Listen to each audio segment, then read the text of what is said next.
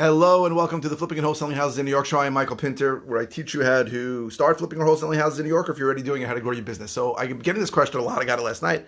I got it today, and the question is, do I deal with on-market properties or off-market properties? So first, let me explain what that means. An on-market property is a property that's listed for sale on the MLS, on the multiple listing service. So someone is listing it. And do I buy properties that way, or do I buy properties off-market from direct to seller? So a couple of things.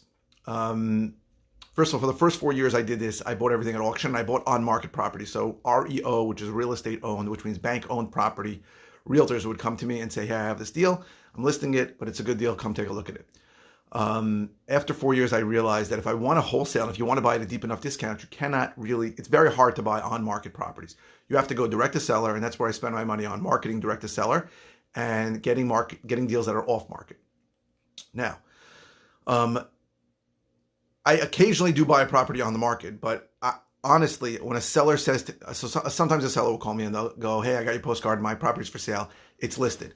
And I will say to the seller straight up, listen, if it's listed, it's probably unlikely that we're going to do business. Now, having said that, it does happen once in a while. So I bought a deal recently. It was listed for about $700,000. I looked at it and I said, listen, you shouldn't sell it to me. I go, just lower the price. And by the way, if you have to think about this, and this is a hard one, so your brain may explode when I say this, but if there's a property that's listed for sale for a long time and not selling, the only reason it's not selling is because the price is too high. Now, that was a hard thing for me to accept, and it may be hard for you to accept now. You might think, well, what if it's in a bad location? What if it's a crappy house? It doesn't matter. There is a price. So if it's not selling, it's because that price is too high. So a seller called me and said, hey, I have this house for sale at $699. I go, listen, I said, if we list it, we're probably not going to do business. I said, really, just drop the price to $599 and you could sell it for around $600 easy. And seller said to me, no, why don't you come see it? I went to see it, started talking. There was an issue, ended up buying the property for $450,000, and I sold it for $575 soon after. She had an issue, they had a problem that I could solve. So does it happen occasionally? Yes. But if you are new and you are spending time on-market properties, you are wasting your time because you are swimming in a red ocean full of sharks. Everybody can see that property. Everybody can get to it. And you're competing with you're competing with everyone else. So what I recommend highly 1,000,000% is to go direct to seller, spend money on a list, skip trace the list, approach that list either with calling, texting, mailing, whatever you can afford, whatever it is, and then make your money in an area where you're going to be speaking to somebody that a lot of people aren't going to be speaking to. Now, in other parts of the country, whatever list you're going to get is going to be inundated with all these marketing channels. But in New York, there's a lot less competition. That's another thing that may blow your mind. There's much, much less competition in New York because it's so different. And because there's no way out of the contract, when you get into the contract, there's no inspection contingencies in New York. Inspections get done before the contract in New York, and you have to put down a decent deposit in EMD.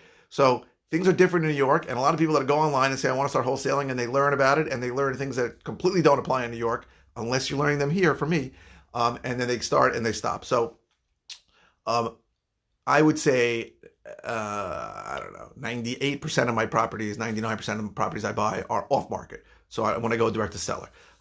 So I tell everybody on my team, if somebody tells you it's listed, tell them, first thing, it's unlikely we're going to do business. Because if you have it listed for sale and it hasn't sold, it's probably not for us.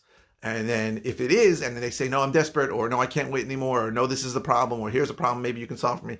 We'll talk to them. I'm not saying I won't. And I have bought a property that went on market once. I remember went on market. I grabbed it the first day. It was crazy underpriced. Took it, wholetailed it, and made good money on it. It can happen, but it's extremely unlikely that a property that's on market is going to be a good, that as investors, that we're going to be able to buy a property that's on market, that's listed for a deep enough discount to make any money. Extremely unlikely. Not impossible. Happens. Told you it just happened 2 months ago with that situation. But if a seller tells me, hey, it's listed for sale, I say, listen, we're probably not going to do business. If that's the number you want, that's probably not a number I can pay. And I'm very honest with them. And that's the truth. I mean, I tell people all the time. People tell me they want full retail. I say to them, you're interested in listing it? Because I'll list it for them. But if they don't want to list it, or they have somebody to list it with, I'm going to say, and this is what I tell my whole team to say, we're investors. We have to buy at a discount. We have to make money when we buy something. If I buy something at full price and sell it at full price, I'll probably lose $50,000 on it because of my closing costs on the buy, closing costs on the sale, holding costs. So I got to buy it at a significant discount. And I've gone into many seller appointments and I've said to them, hey, this house is great. You're not in a rush. Just list it for sale. Don't sell it to an investor. You're going to leave $100,000 on the table. And I've told many people to list that way, and I feel very strongly we should do what's in the seller's best interest. But if you're asking me with on market versus off market, if anybody's spending time on market for on market properties, you're wasting your time. You got to go direct to seller. It's the only way to buy at a deep enough discount. It's the only way to get a system in place where you have leads coming through, deals coming through, and that is the basic truth. So don't spend your time on market. Now, if you're interested in other ways I can help you, go to howtoflipnewyork.com. If you like these videos, please click like, thumbs up. If you're watching on YouTube, please subscribe. Please keep the comments coming. This was a comment I got yesterday, and I answered it right away because I had gotten it a few times, and I just want to be clear, and I want to explain how this works to everyone so that you understand. So thank you very, very much for watching. I really appreciate it.